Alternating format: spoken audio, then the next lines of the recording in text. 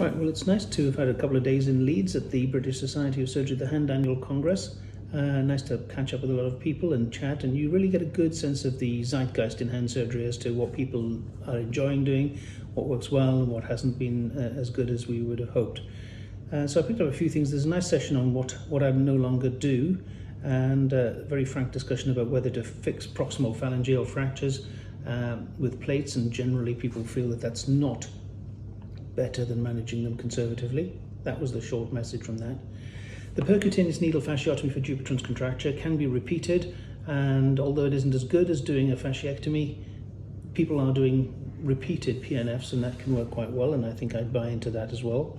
We're all seeing much less rheumatoid surgery since the drugs have got better over the last 20 years, so that's a really good thing. A lot of good stuff on hand injury prevention from Ian McNabb and other people at Oxford.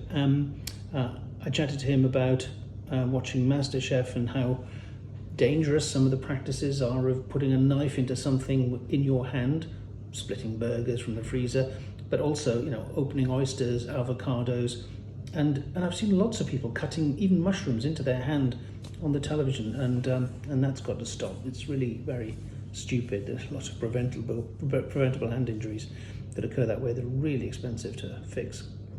And the other thing I felt rather sad about was the state of databases in the UK to collect results, and the Scandies who shared the meeting with us. There are a lot of Scandinavian surgeons there, and they were talking about, first of all, how Leeds was part of Scandinavia 1,000 years ago, but also that they've got really good databases, sometimes encroaching on possibly too much personal data on individuals. Perhaps that wouldn't be very comfortable in the UK. But these databases do allow you to be able to make some amazing sort of cross-link correlations. So, for example, you could even tell, you could cross-link using a national identifier, a bit like the national insurance number. You could look at whether somebody has a dog license or whether they have carpal tunnel syndrome, and you could actually, for a comic effect, somebody done a study of whether having dog ownership increased your chances of having carpal tunnel syndrome, and indeed it does. It certainly increases your chances of breaking your finger and having a proximal phalanx fracture if they run away on the leash.